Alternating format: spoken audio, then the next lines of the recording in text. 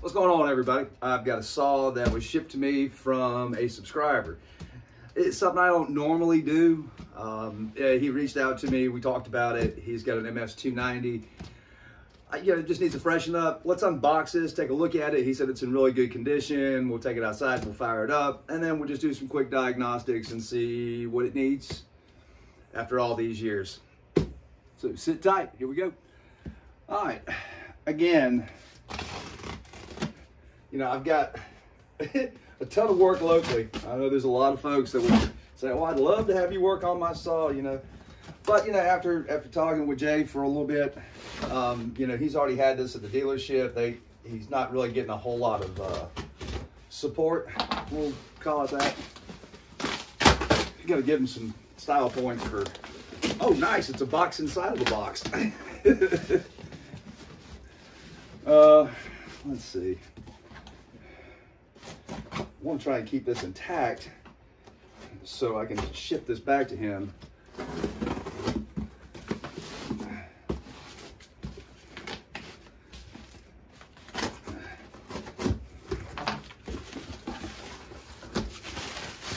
Style points. If you guys have ever shipped a chainsaw before, you'll know, and this is a great idea to bag these, because if there's even the faintest whiff of gas, the post office will send you packing, because that is frowned upon. Speaking of the post office, I've got a gas tank for a 661 that I ordered. This is the second one. I'll do a video on the 661 tank. Oh my goodness. How many layers? Just one more. Oh my goodness.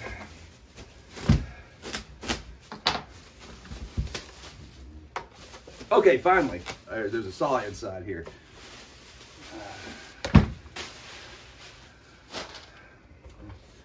All right, just at a first glance, the muffler right there is not toasted. A lot of times when you see these very dry and rusty looking, that's a sign that they've been hot. So if you're ever looking at something, say on eBay or Marketplace, that muffler with, a little bit of oil film or, the original paint that hasn't been baked off from it being lean, is always a good sign. Nice new filter. And again, maybe the dealership has done this because he told me it's been in for service for a couple and still has some issues.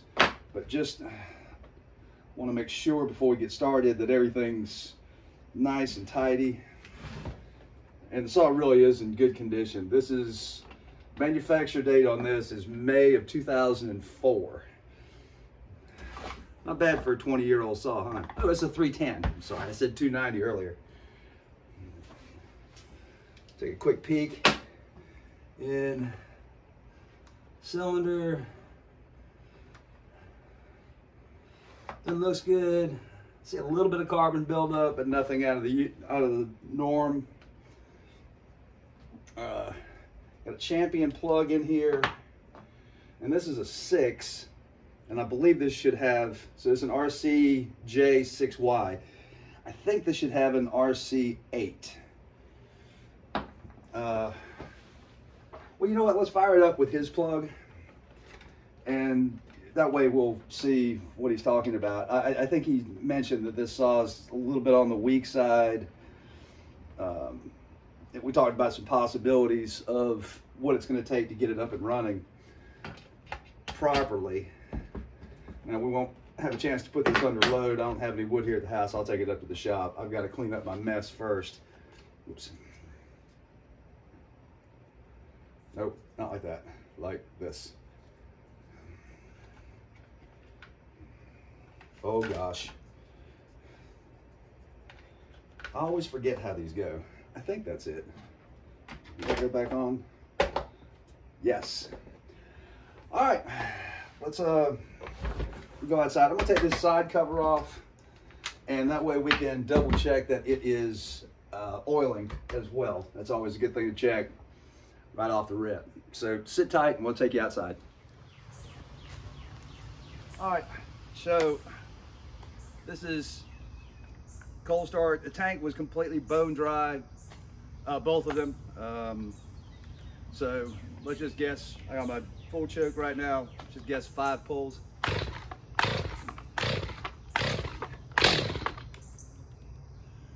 That's a good sign. Move it up 1.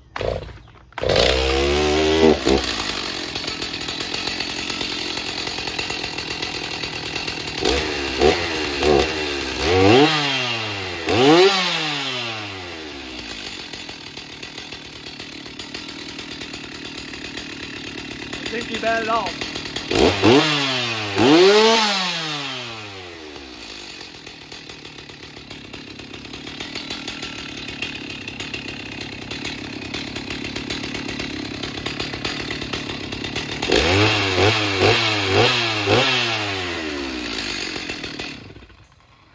Alrighty, it is oiling. Okay, as Jay and I talked, you know, given the age of this saw, you know, some of the rubber bits are going to be in question. And I don't know if this is going to be able to focus in there, but the top of the fuel line is wet. So I'm going to hang it out there and say that maybe that has shrunk a little bit due to being saturated in gas. Let's do a pressure and vacuum test real quick. I'm just going to turn this off, get all this set up, and I'll show you. Here's a quick look at the piston. See if I can't rotate this just a little bit. I've already pulled the flywheel. And let's go back this way. I can still see some very light machining rings on here. I don't feel like this piston's got too much wear on it at all. Like I said, there was a little bit of carbon buildup, but nothing crazy. One of the other things I noticed, and again, this just goes down as rubber bits. I don't know if I can catch this in the light that well, but I did just wipe this dry a minute ago, and we seem to be seeping a little bit of gas out of that. We're going to add a fresh cap to this build. Let's have a look at the fuel filter.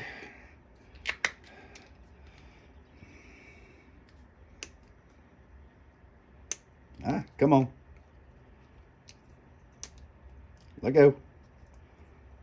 There we go.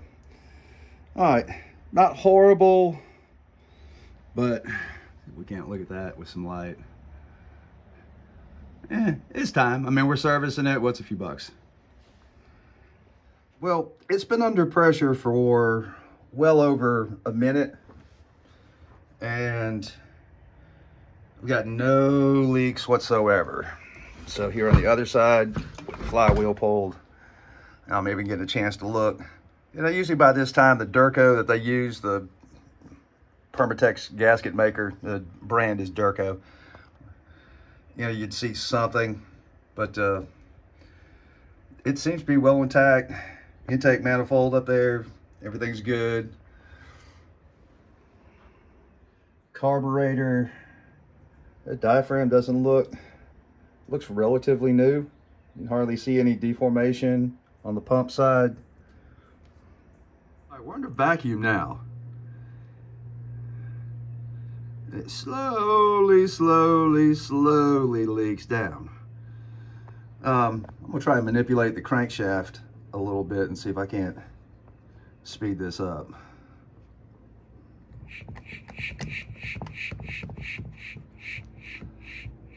This isn't the first time I've had a saw that will pass a pressure test but fail a vacuum test.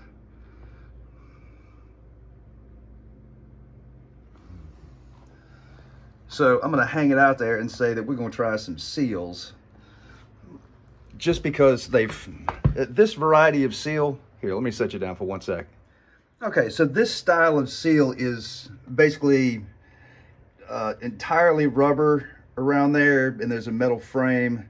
This lip right here is going to have like a little tiny spring around that opening to help give just a little tiny bit of pressure on the crankshaft to make sure it seals tight. And these seem to have a little bit more rubber material and don't last quite as long. So this is not a surprise at all.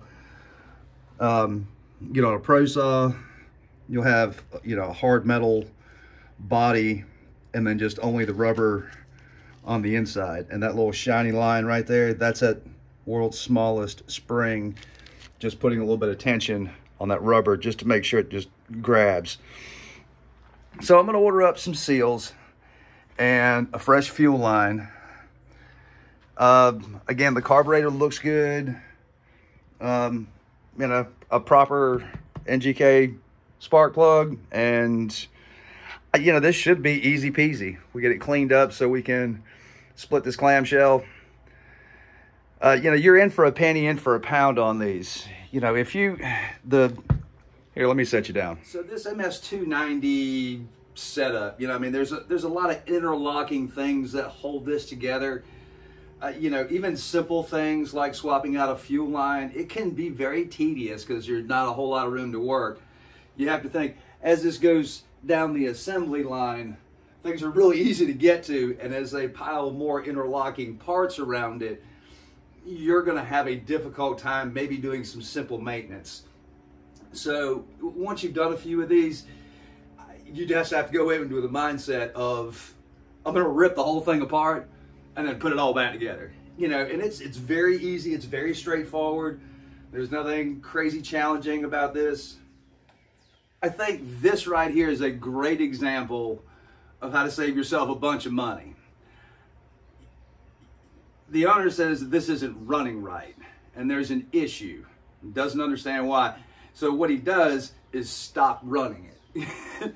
You know, if your saw is acting up, you know, the two-stroke engine's so primitive, you know, you've got so few moving parts. The trade-off is, and as everybody knows that's ever had a two-stroke before, that they're finicky. They've got to have everything just so, and then they'll run great. So it's not running right. And with it holding pressure but not vacuum, let's think about this a little bit. So when you're under full throttle, you build pressure in the crankcase, even though you're getting thump, thump, thump, thump, you know, pressure, vacuum, every time the piston goes up and down. You have more pressure in the crankcase at speed, with throttle. And then when you come off of throttle, you close the butterfly down and you create more vacuum in the crankcase.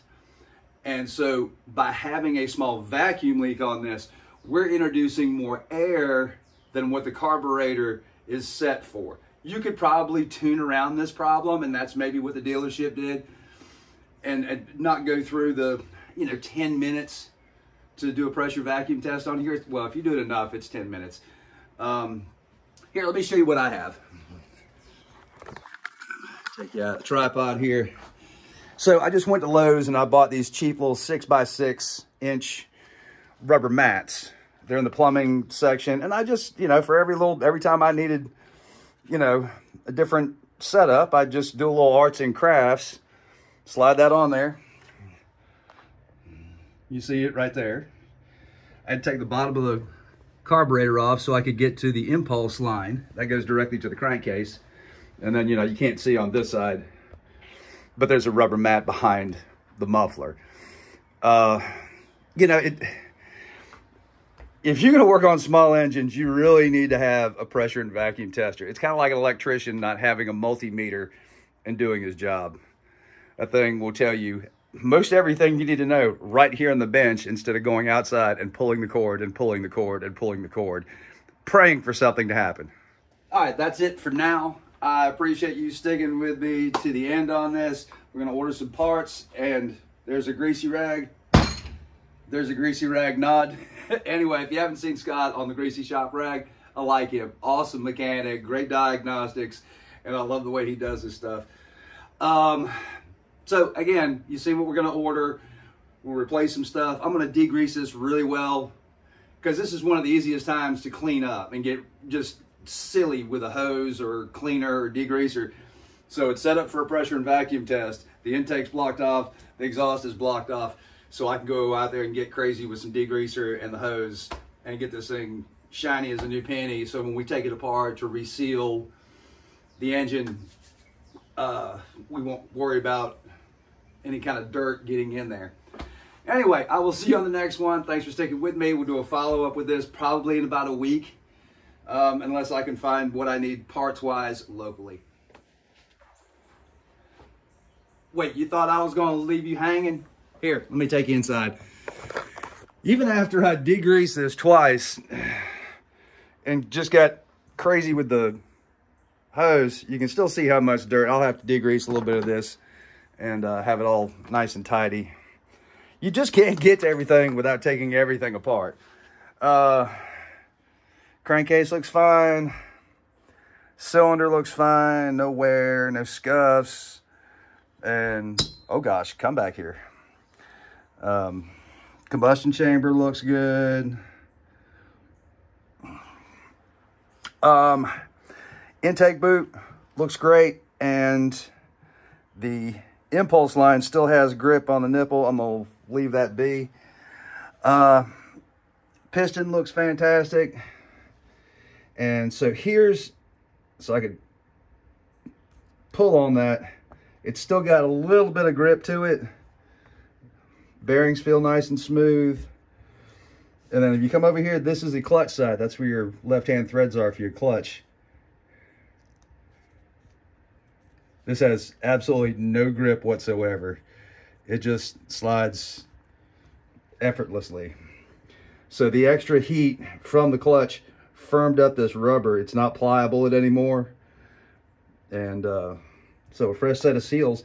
And I think that will solve our problem.